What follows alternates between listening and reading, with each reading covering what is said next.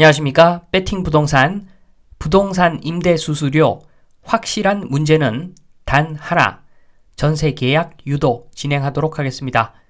일단 농지에서 시작을 합니다. 재미삼아서 한번 보겠습니다. 대세는 아닌데 기사를 보면 공사, 농어촌 공사, 농지은행 이야기입니다. 농지 임대 수탁 사업 끈질기게 추궁, 이런 제목인데 핵심은 요 내용입니다.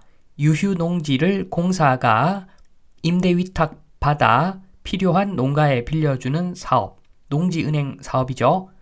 공사는 이를 통해 임대 수수료 5%를 임대인에게서 받는다. 그런데 결과적으로 요 임대 수수료는 명목상 임대인이 부담을 하는 것이겠지만 결국에는 장기적으로 봤을 때 임차인에게 전가하고 있는 형태이기 때문에 요게 문제가 있다. 요런 지적을 국감에서 했다고 합니다. 맞는 이야기일 수가 있고 틀린 이야기일 수도 있습니다. 요거는 관점에 따라 굉장히 다릅니다. 그 내용을 일단 봅니다. 농지 임대 수수료 한번 보겠습니다. 농지라고 하는 것은 주택처럼 거래가 활발하지 않습니다. 일단 임대인은 임차인을 찾기가 어렵고, 그리고 법으로 봐도 특수한 경우가 아니면 임대인은 농지은행을 통해서 거래를 해야지 합법적인 거래라고 하고 있습니다. 그래서 선택의 여지가 별로 없습니다. 임대인이 농지를 임차하려면 큰 선택지가 없고 기본적으로 농지은행에 위탁해서 임대를 놓는 것이 가장 편합니다. 그런데 이때 임대 수수료가 5%라고 합니다. 이 5%를 한번 보면 기본적으로 요거는 일종의 중개보수, 광고비라고 볼 수도 있고 중개보수라고 볼 수도 있습니다. 농지은행에 맡겨야지 거래가 어느 정도 빨리 이루어질 수가 있겠죠. 그래서 요거는 중개보수 개념이 들어가고, 그리고 요 일을 국가가 해줍니다. 임대에 대한 대행을 국가가 해줍니다. 그러면 보험 개념도 있죠. 보험, 확실한 계약이 된다는 겁니다. 그리고 행정 처리비가 또 들어가겠죠. 요거 개인이 임대를 하면은 노동력이 들어가는데 국가에다가 맡기면은 저렴하게 행정이 간소화되더라. 임대 계약 프로세스상의 어떤 절차가 간소화되더라. 그래서 제가 봤을 때는 5% 임대 수수료 굉장히 저렴하다고 봅니다. 그런데 논쟁의 여지는 있죠. 사람에 따라서 요게 임차인 사실상 부담하는 거니까 요거 감면하거나 없애야 된다, 이런 주장도 있고, 반면에 요거 결국에는 부담하는 사람이 없으면 세금이 또 들어간다는 이야기가 되기 때문에 5% 수수료는 받아야 된다. 요거는 관점에 따라 다른 이야기 같습니다. 그리고 앞서 말씀드렸듯이 법상 농지은행 무조건 통해야 된다고 하는데 이러면 선택의 여지가 줄어들죠. 없어지죠, 사실상. 그래서 농지은행에서는 최소한 셀프 거래 창고는 열어줘가지고 선택을 해라. 우리가 대행할게 5%, 셀프로 계약을 하면은 알아서 하시고 단지 농지은행에 그 기록만 남겨라. 그러면 5% 안 받을게. 요 정도는 해줘야 되지 않나? 뭐 요런 논의도 충분히 있을 수가 있겠죠. 그런데 제가 봤을 때는 5% 별로 과한 수수료는 아니라고 생각을 합니다. 어쨌거나 요 문제는 관점에 따라 다르다. 이제 주택으로 갑니다. 주택임대수수료. 주택임대수수료는 임대인 입장에서 선택 가능하죠. 직거래 사이트를 이용하면은 임대수수료, 중개보수 안 들어갑니다. 반면에 중개사 통하면 중개수수료를 줘야 되는 것이겠죠. 그리고 현명한 임대인이라면 양쪽 다 이용할 것 같습니다.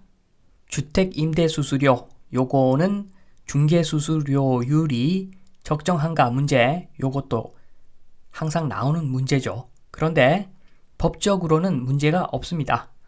협의보수율이 있기 때문에 어차피 최고치만 정해놓은 것이기 때문에 법으로는 충분히 협의해서 적정하게 저렴하게 수수료율을 책정할 수 있다. 법으로는 이렇게 되어 있는데 현실 세계에서는 그렇지 않습니다.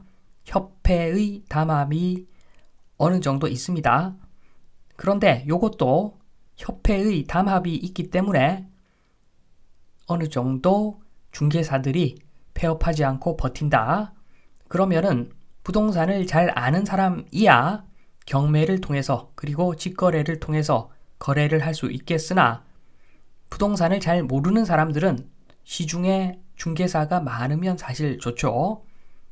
임차를 하거나 또는 매매를 하거나 여러 가지 부동산 관련 일을 할 때 주변에 중개사들이 개업한 중개사들이 많으면 부동산 잘 모르는 사람 입장에서는 좋죠. 비교해서 선택할 수 있으니까 그런 측면에서 보면은 또 협회의 담합이 어느 정도 정당화될 수도 있는 문제 같습니다. 이렇게 보면 이게 답이고 저렇게 보면 저게 답입니다. 그런데 확실한 문제는 여기서 나옵니다. 이게 결론이죠. 주택 전세하고 월세하고 임대 수수료 보겠습니다.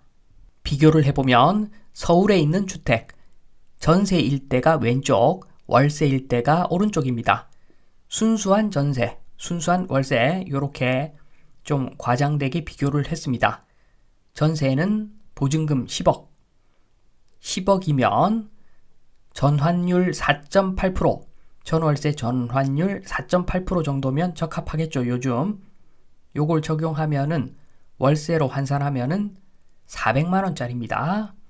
그러면은 전세 똑같은 계약인데 전세로 계약하니까 중개보수가 400만 원, 월세로 계약하니까 120만 원, 3배 이상 차이가 납니다.